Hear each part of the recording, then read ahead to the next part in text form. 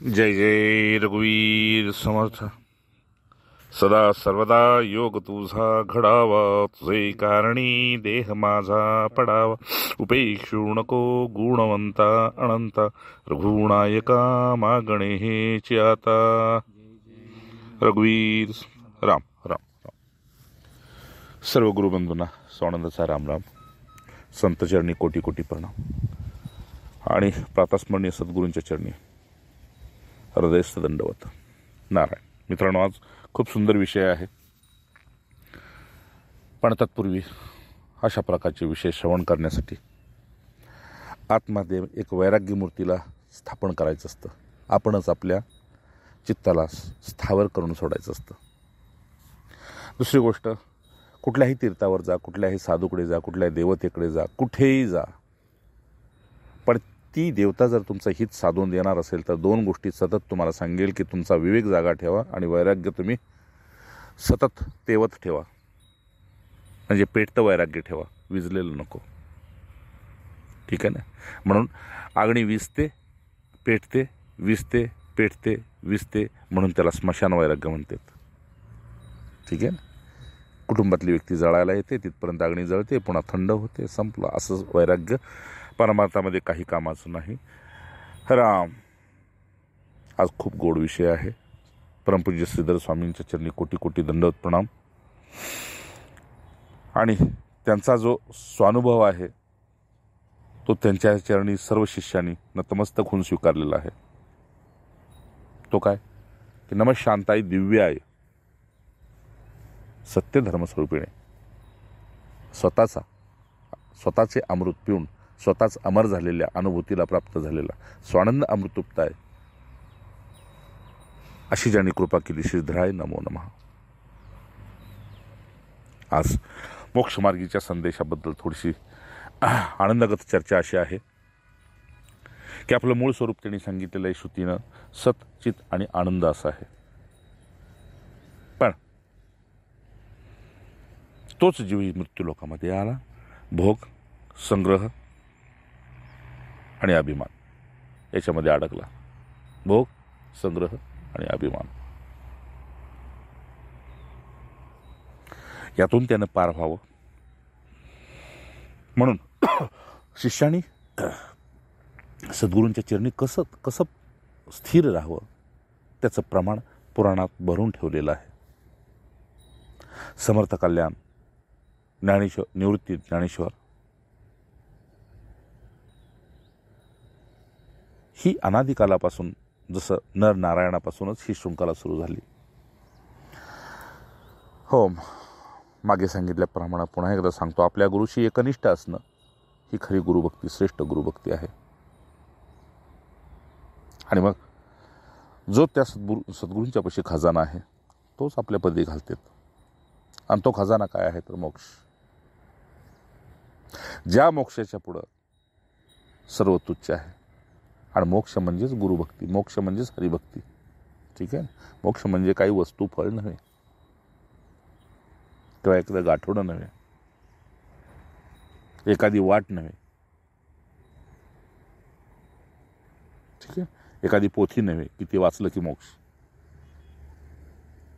बस. अर्थात अजून सोपं करून सांगतो, आपल्या गुरूंच्या स्मरणामध्ये आपण असणं आणि याच त्रिविध तापाच्या संसारामध्ये आलेल्या विघ्नाला त्यांच्या शक्तींच्या स्मरणानं बाजूला सारणं किंवा प्रारब्धावर तक्रार न करणं आणि आडीक शरणागत होऊन राहणं मोक्ष आहे. त्यासाठी नाम आणि स्मरण हे दोन दिलं. आपण नाम घेतोय पण स्मरण वेगळंच होतंय. हरकत नाही, तेही कमी नाही, पण सुरुवातीला तसा अभ्यास ठेवा. नाम आणि स्मरण. स्मरण होत असेल तर नाम आपोआप येईल. पण नाम घेताय आणि स्मरण नसेल, हरकत नाही, अखंड नाम घेत राहा. आणि मग ते नाम घेत असताना थोडासा आसनावरून परिणामाचा विचार करा की एक दिवस मला या जगातून जायचं आहे, नक्की जायचं आहे, त्रिवार सत्य जायचं आहे.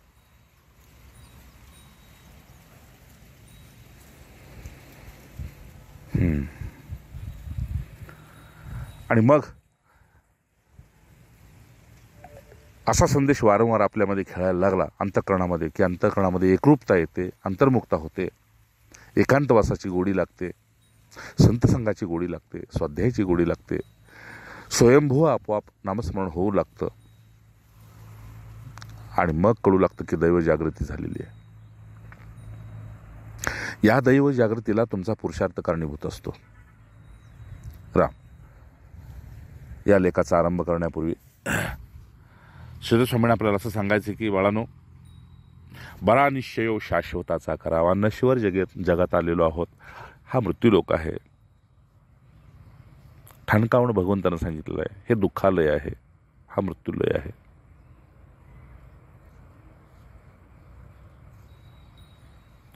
इथे मोक्षाच्या वाटेवर चालणारे कमी आहेत आणि भक्तीच्या वाटेनं जाऊन मागणारे भरपूर आहेत. ठीक आहे ना. भक्तीच्या वाटेनं जाऊन भगवंतापाशी याचना करणारे हजारो आहेत, करोडो आहेत. म्हणून तुम्ही काय करावं तर गुरुभक्ताचा संग करावा, हरिभक्ताचा नको. ठीक आहे. ज्याला गुरुभक्ताचा संग घडला त्याला शाश्वताचीच मागणी त्याच्यामध्ये त्याला जाग करते.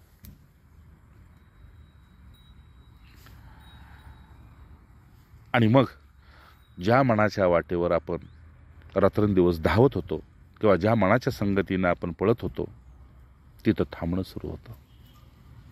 म्हणून समर्थाने सुद्धा ते बरा निश्चय शाश्वताचा करावा. इकडे तिकडे मन जात असेल जाऊ दे, तू स्थिर राहा.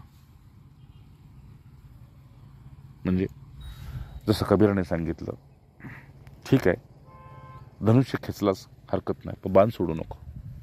मन जात असेल जाऊ दे, शरीराला तिकडे जाऊ देऊ नकोस. कारण मन तुझ्या ताब्यात नाही, हरकत नाही, पण शरीर तरी तुझ्या ताब्यात आहे. कारण दोन मनांचं युद्ध चाललेलं आहे आतमध्ये.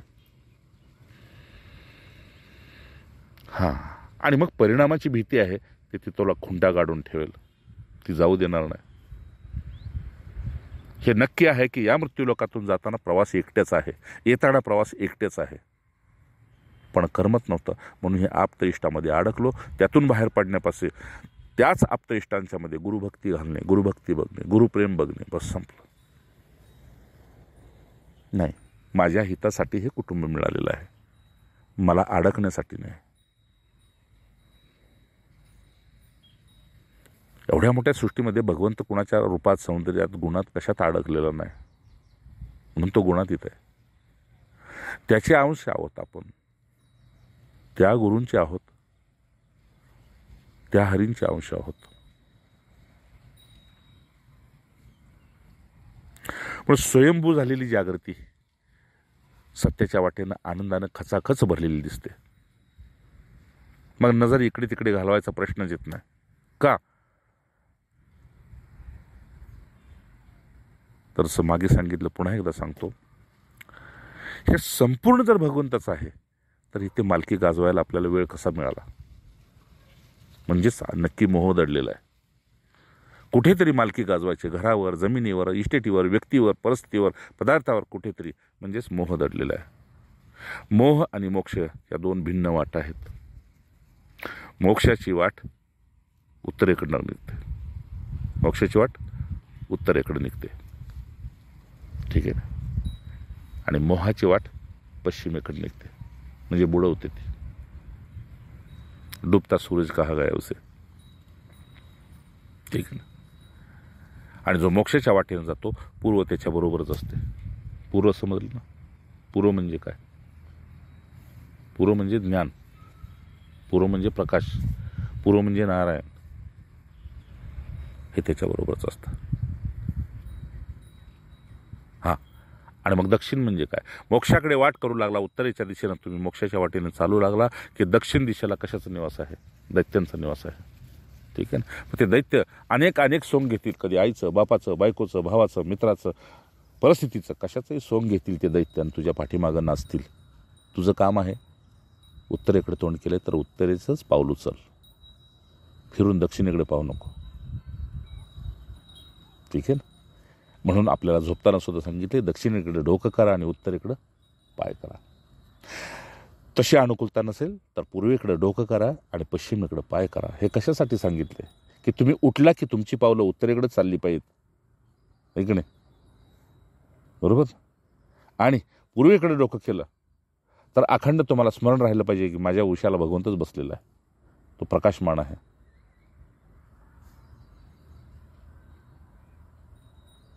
तो दाता आहे, तो सर्वात्मा आहे, तो वंदनीय पूजनीय आहे की नाही? आणि माझं डोकं त्याच्याशी आहे. मी तिथे समर्पित आहे. राम म्हणून बरा निश्चय शाश्वताचा करा. मना इकडे मना तिकडे मना तिकडे. म्हणून या 205 श्लोकामध्ये मनाची विशेष महिमा सांगितली. ज्या मनानं हा प्रपंच रचला त्या मनाला तुम्ही परमार्थाच्या वाटेवर न्याल तर ते येणार नाही. तुम्ही स्वतः चालू लागा, तुमच्या पाठीमागे ते कुत्र्यासारखं येऊ लागेल. त्याची सांत्वना करण्यात आणि त्याला बदलण्यात तुमचा वेळ गमावू नका. का? कलीचं आयुष्य अतिशय अविश्वसनीय आहे ना? केव्हा कोण कुठे जाईल माहीत नाही, कुठून जाईल माहीत नाही, कधी जाईल माहीत नाही. राम म्हणून जगात सर्वत्र साखर पेरलेली आहे आणि साखर कधी उगवत नसते. लोक बी पेरतात, ऐक नाही, पण साखर पेरली तर ती उगवत नसते. शेवटी ती मुंग्याच्या मुखात जाते, माणसाच्या हातात येत नसते. म्हणून जागे व्हा इथे. आणि जागे होणं म्हणजेच काय आहे तर महापुरुषांच्या वाटेवर चालणे ही जागृती आहे. वाटेवर चालणे, त्यांच्या संघात त्यांच्याच पुरुषार्थाला अंगीकार करणे. म्हणून पहिल्यांदा ही भीती काढा की मी जर या वाटेवर आलो तर पाठीमागं काय. आणि या वाटेवर येणं म्हणजे त्या विचारात असणं, त्या स्मरणात असणं, त्या शक्तीत असणं. घरदार सोडणं म्हणजे परमार्थ नव्हे, आणि घरामध्येच पडून राहणे म्हणजे बी परमार्थ नव्हे. प्रसंगावेळेस प्रसंगवदान जगणे. त्यावर विश्वास ठेवू नकोस. का? तर जगात साखर पेरलेली आहे. आणि स्वानुभवानं सांगतो हे संपूर्ण विश्व अशाश्वत आहे. हे भगवतवाणीला वंदून सांगतोय म्हटलेत.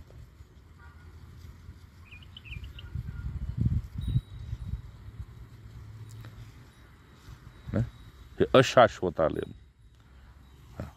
हे अशाश्वत आहे. का? विकार, झीज, पालट या पृथ्वीतळावर सर्व पदार्थांना आहे. आणि शेवटी काय आहे तर नाश आहे, आणि तो नाश कधी कोणाचा चुकत नाही.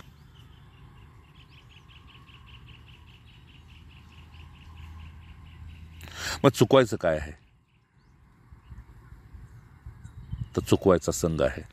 ठीक आहे ना? ज्या मनाला तो संघ प्रिय आहे तो संघ चुकवायचा आहे. मग तुम्ही योग्य वाटेनंच चाललेला आहात. ज्या वाटेकडे मन तुम्हाला आकर्षण तिकडे घेऊन चल म्हणते, तिथे लात मारणे.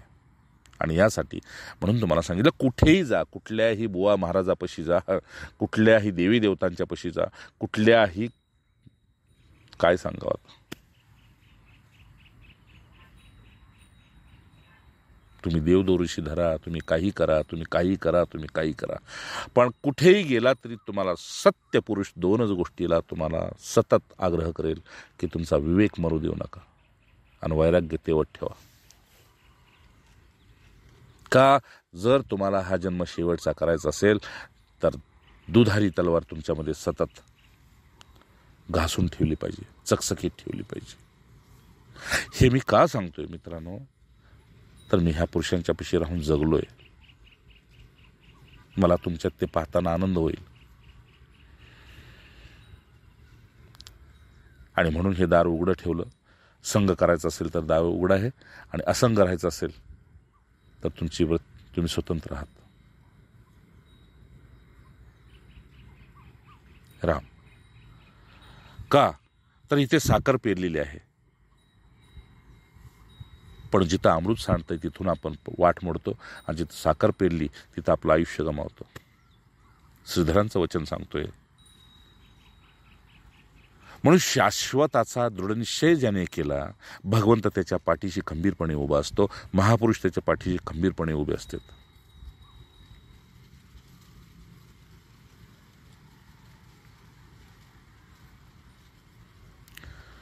राम निकृष्टातल्या निकृष्ट शिष्याचा जरी या पृथ्वी लोकातून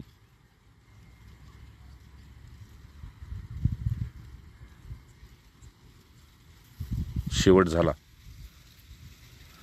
तर त्याच्या मृत्यूच्या वेळेस सुद्धा जसं आपण वैऱ्यातला वैरी असला तरी लाजे काजे पोटी, भावकीच्या लाजेच्या पोटी आपण कमीत कमी हजेरी लावतो.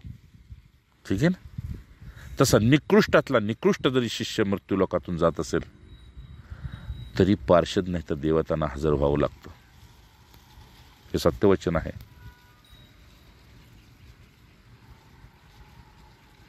एवढी आपली चिंता करणारा जो आपला सद्गुरू आहे, त्याच्याबरोबर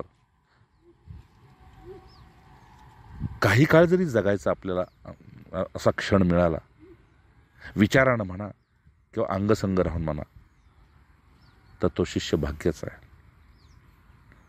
पण समर्थ म्हणते जाणून बुजून विष पिणे म्हणजे विष अनुभवणे असंच झालं ना. मग हे माहीत असून सुद्धा या मृत्यू लोकात पुन्हा पुन्हा त्याची चव चाकत बसणं, याला कुठलं शहाणपण म्हणतात. म्हणून हे पहा, विष प्यायला एका जन्मापासून म्हणजे विष प्यायला म्हणजे एका जन्मापासून एका देहापासून मोकळीक होते जर कोणी विष पिला तर. पण जर विषय सेवन केले तर जन्म मरणाची शृंखला परंपरा नको म्हटलं तरी पाठीमागे लागते. का? वृत्तीमध्ये तोच विषय, वृत्तीमध्ये फिरून तोच विषय, तोच विषय, तोच विषय, शब्द स्पर्श रूप रसगंध.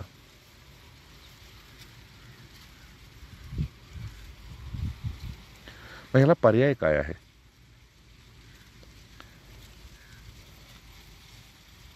विवेक जागा करावा म्हटलं तर वारंवार तो विसतोय.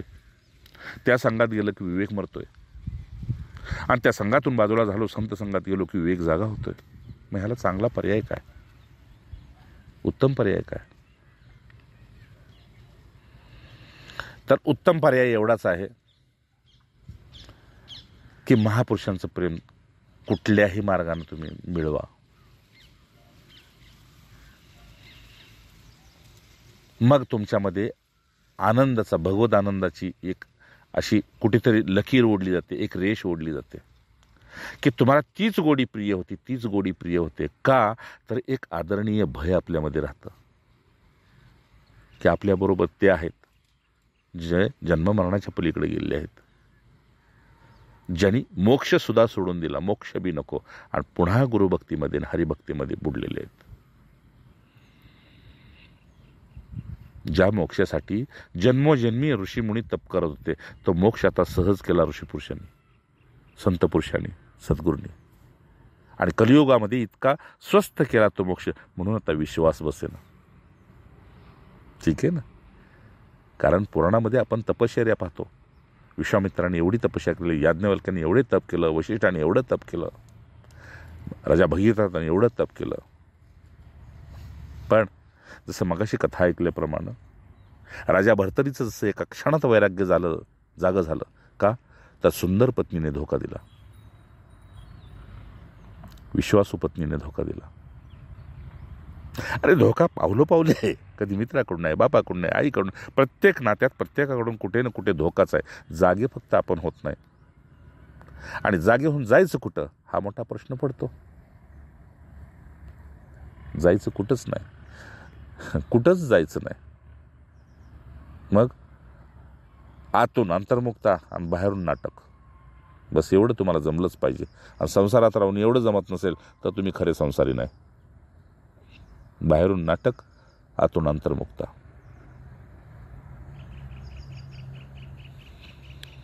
मग साधन कमी आणि स्मरण अधिक होत राहतं. आणि या मूर्खांच्या बाजारातून तो सद्गुरू, तो भगवंत, तो हरी, तो मला हळूच बाजूला काढतो. भले देहानं नाही काढला तरी वृत्तीनं बाहेर काढतो. आणि त्या भगवत आनंदामध्ये अखंड आत बुडलेलं आपण पाहतो. जसं पाण्यातला मासा तळात असला काय आणि वर असला काय, त्याला माहीत आहे मी पाण्यात आहे म्हणून तो तडफडत नाही. तसं या मृत्यूलोकातली आपली तडफड बंद होते मित्रांनो. समजतंय? आणि हे स्वतःचं प्रमाण स्वतः होतं, दुसऱ्याला कोणाला विचारावं लागत नाही. म्हणून जाणून बुजून विष पेत असेल कुणी तर त्याला मरण एक वेळ आहे. पण वारंवार माहीत असून सुद्धा विषयाची गोडी सोडत नसेल तर 84 लक्ष योनीची शृंखला सतत चालू आहे. म्हणून विषापेक्षा विषय फार दुःखकर आहे असं शास्त्राने बी सांगितलं आणि अनुभवकाराने बी सांगितलं.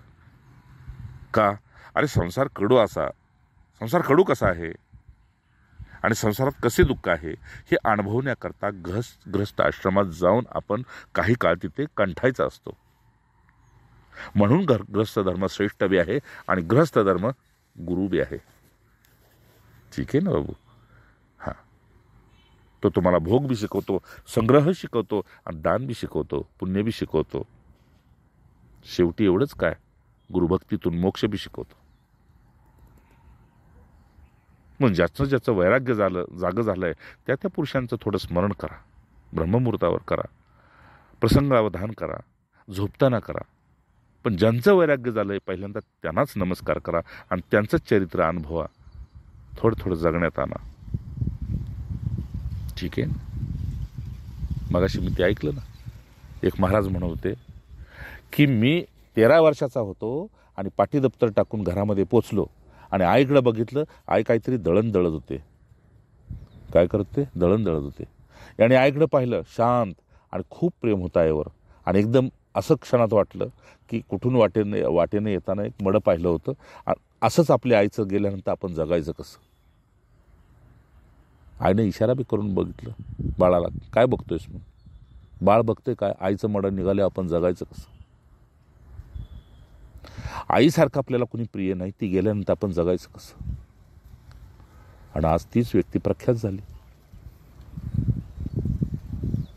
का? तर ते म्हटले, तुम्ही मेलेल्याला विसरत नाही, आम्ही जिवंताला विसरले.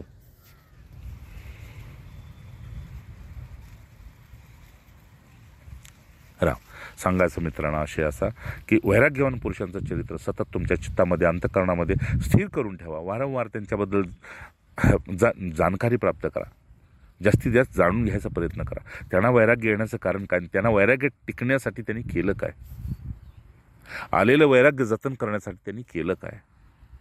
म्हणून वैराग्य रागरसिको भव असं म्हणतात. किंवा समर्थांच्या पाशी असणारे उद्धव गोस्वामी नाही का, वैराग्य दे रामराया म्हणून त्यांनी एक अष्टक दिलं, वैराग्य दे रामराया. तेच आहे ना त्यांचं, समर्थ आपल्याला पूर्ण वैराग्य द्यावे. हे कधी कधी वाचा, ते अनुभवा आणि आलेल्या प्रसंगामध्ये तुम्ही थोडंसं विवेकी व्हा, पुन्हा विचार करा. का मित्रांनो, हा पुन्हा जन्म नाही, मुळीच नाही, मुळीच नाही.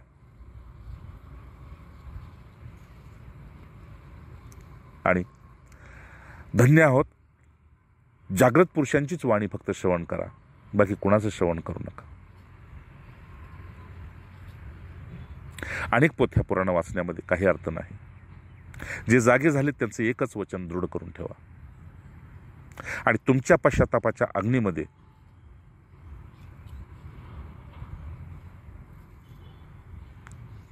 तुमच्यातले उठणारे संकल्प लाकडाच्या रूपात सतत जाळत राहा. की आता बस.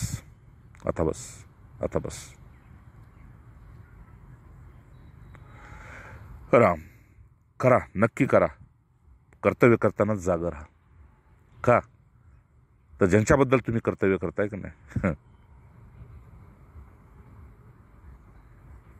ते वेळ काढू आहेत हे विसरू नका.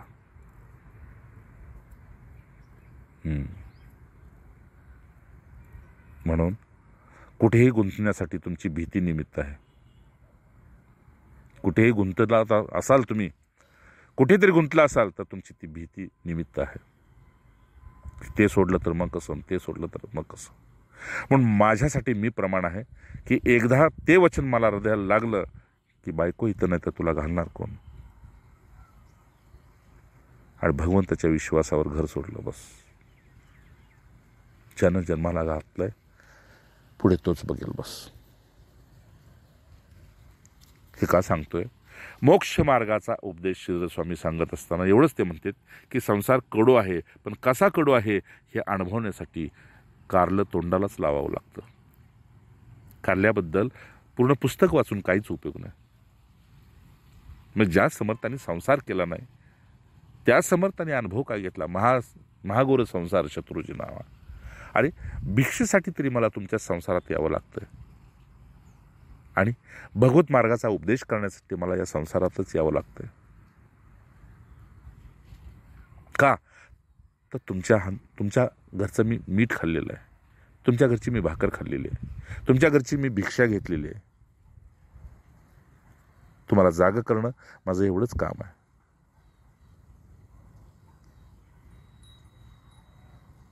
ना म्हणून हा ग्रस्त आश्रम दुःखानं कसा खचाखच भरलेला आहे हे माहीत असून सुद्धा संसारात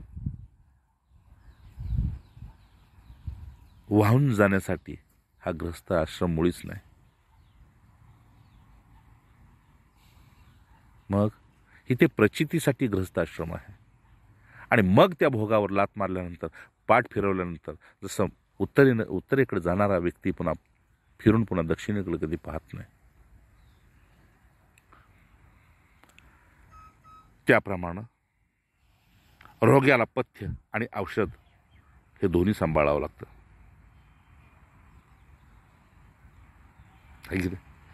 तसं ग्रस्त धर्मामध्ये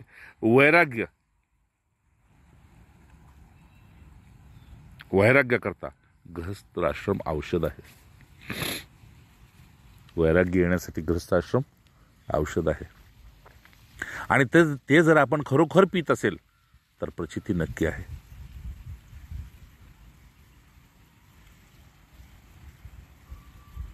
ठीक आहे ना. म्हणून सत्याच्या वाटेवर प्रामाणिकपणे खरोखर केलेला प्रपंच तुम्हाला वैराग्य आणून दिल्याशिवाय राहणार नाही. पण भोग संग्रहाच्या निमित्तानं जात असेल तर अहंकार तुम्हाला कुठेतरी गाडल्याशिवाय राहणार नाही. कारण मी केलं, मी नसतो तर तुम्ही उपाशी मेला असता. हे घरोघरी वचन ऐकायला मिळतं. हो, नसेल तर मी करतोय म्हणून तुम्ही खाताय, एवढा तर नक्कीच अहम होत असतो. हो, मी शून्यातून विश्व निर्माण केलं, वारंवार आपल्याला शेजापाजारी ऐकायला मिळतं. राम असो, पुन्हा एकदा सांगतो, समर्थ म्हणते ज्याप्रमाणे भवरोग्याला गृहस्थ आश्रम हे वैराग्याकरता आवश्यक आहे.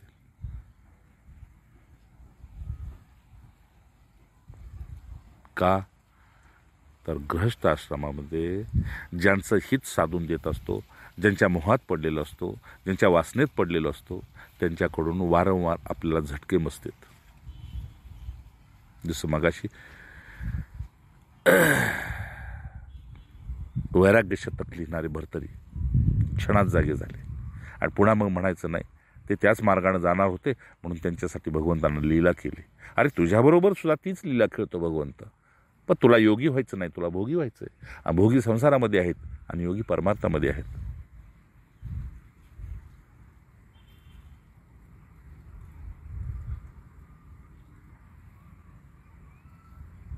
म्हणून त्या योग्यांना पुन्हा या संसारात राहावं लागलं.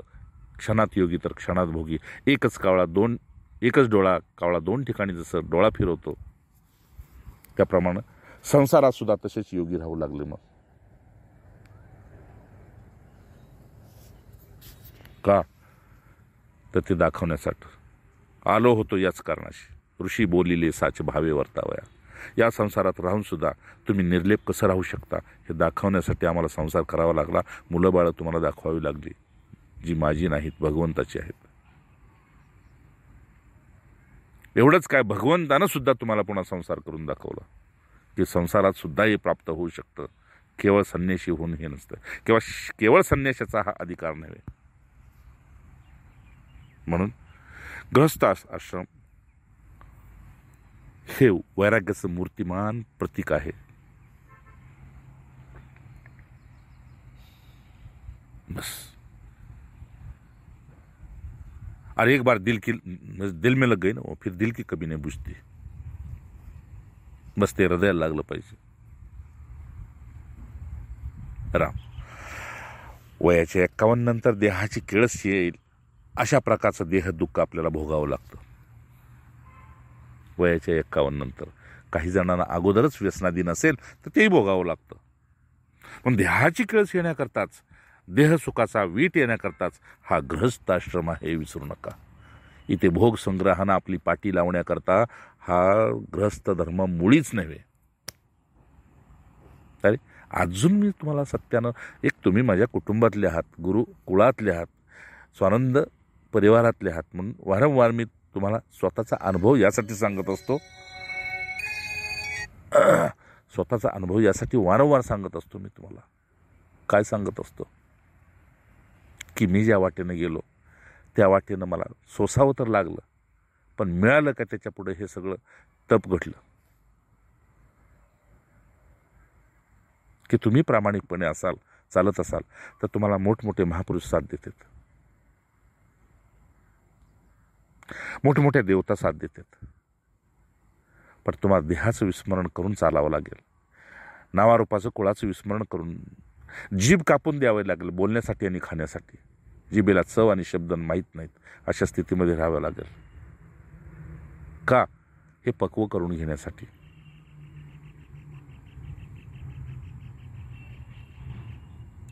तरीही मी पुन्हा प्रेमानं सांगतोय, ज्या याज्ञवल्क्याला मी अर्घ देतो तेव्हा मला अजून वाटतं की मी एकदा तरी संन्यास वस्त्र अंगावर घालणार. एक दृढ निश्चय आहे. कशाचा? आगणीबद्दलचा. कशाचा? पण दुसऱ्या बाजूला पुन्हा असं वाटतं की नाही, त्या वस्त्राला गुरूंनी नाकारलंय, पण हे बालमन आहे आणि ते हट्ट करतं. शेवटी काय म्हणाले, तुला माझ्यानंतर काय करायचं तुझं तू बघ. हा, मी आहे तोपर्यंत मला त्या अंगावर तुझ्या बघायचं नाही. बस त्यांचा भाव सुद्धा आपल्यामध्ये तसं तेवढ ठेवण्यासाठी ते सुद्धा एक प्रेमच आहे. ठीक आहे? नाही तुम्हाला दुखवून नाही काय करणार. अशा प्रकारची गुरुभक्ती वारंवार आपल्याला प्रेमात पाडते, वारंवार प्रेमात पाडते. मग तिथे फूल, पाणी, पान काही व्हा अथवा न व्हा, ते नाव घ्या अथवा न घ्या, पण एक संसाराकडे बघायची जी तिसरं नेत्र जे जागं होतं, ठीक आहे, त्याला ज्ञाननेत्र म्हणतात, त्याला शिवनेत्र म्हणतात. ते असं जागं होतं की हे चराचर राखेत रूपांतरित दिसतं. हेच चराचर पण रूपांतरित राखेत दिसतं. एखाद्या फळाला जर किडे पडले की नाही तर ते फळ म्हणजे त्या किड्यांच्यासाठी विश्व असतं. समजले ना? मोठ्या फळाला 5-10 किलोच्या फळाला जर किडे पडले किंवा एखाद्या पेरूला, आंब्याला किडे पडले तर ते फळ त्यांच्यासाठी विश्व असतं. तसं ह्या मनुष्य योनीमध्ये आल्यानंतर सुद्धा विवेक जागृत होत नसेल तर हे विश्व सुद्धा एक किडलेलं फळ आहे. याला आज्यानं खाल्लं, पंजानं खाल्लं, बापानं खाल्लं, नातवानं खाल्लं, आपण खातोय. राम. म्हणून आपणच आपल्या उद्धारासाठी जागं झालं तर भगवत कृपा, गुरुकृपा, संत कृपा अखंड आपल्याबरोबर निवास करते. याकरता तुला गृहस्थ आश्रमामध्ये वैराग्य जर जागं होत असेल तर तुझ्यासारखा भाग्याचा दुसरा कोणीच नाही. वैराग्य भोगण्यासाठी नाही, जागं होण्यासाठी आहे. देहाची किळस येण्याकरता आहे, देहाची वीट येण्याकरता आहे.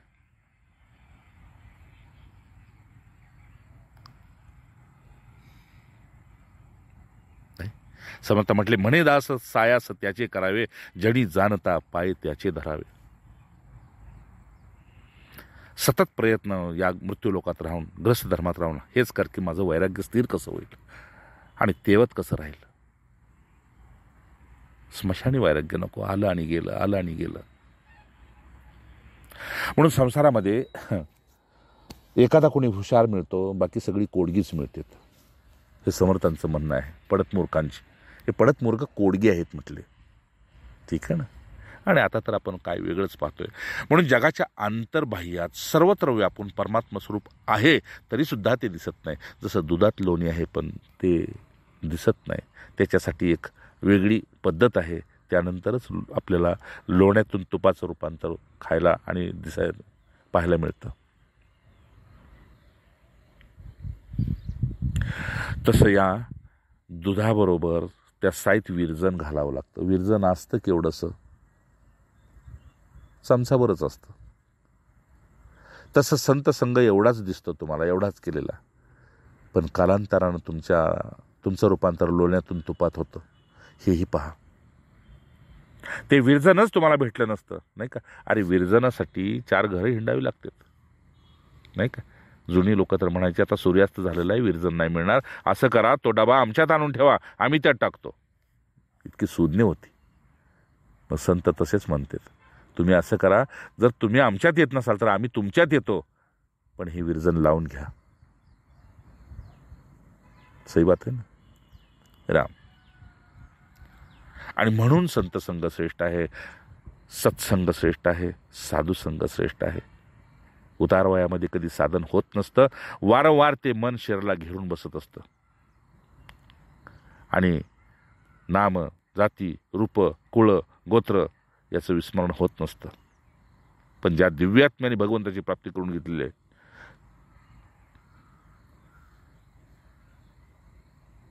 ठीक आहे, त्यांना तुमच्या सबबी कधी आवडत नाहीत, हे लक्षात ठेवा. पळवाटा कधीही, प्रपंचात पळवाट आहे, परमार्थात पळवाट नाही. म्हणून तुझा दास मी वर्त जन्मासी आलो आणि देह दुःख होताची वेगी पळालो. बात समजले ना राम. म्हणून इथं आनंद येतो देह दुःखाचा, ह्या पुरुषांना आनंद येतो. जसं आपण परक्या व्यक्तीला जाऊन विचारतो, आहे का बरं आता, तो देहबुद्धीचा कसा उत्तर देतो ते आपल्याला माहित आहे. म्हणून साधक पक्व होईपर्यंत त्याने कुठे हे असे संसारी लोक जे आजारपणामध्ये एकमेकाला भेटायला जातात, एकमेकाच्या मैताला जातात, तशा ठिकाणी वारंवार जाऊ नये पक्व होईपर्यंत. का जाऊ नये, तर त्यांचा मोहांध आक्रांद पाहून त्याचं सुद्धा हृदय आंतून द्रवित होतं आणि मायावी भावना त्याच्यामध्ये निवास करते. आणि जायची ताकद असेल तर हा एक दिवस ही तुझी गती आहे, म्हणून आत्ता जागा हो.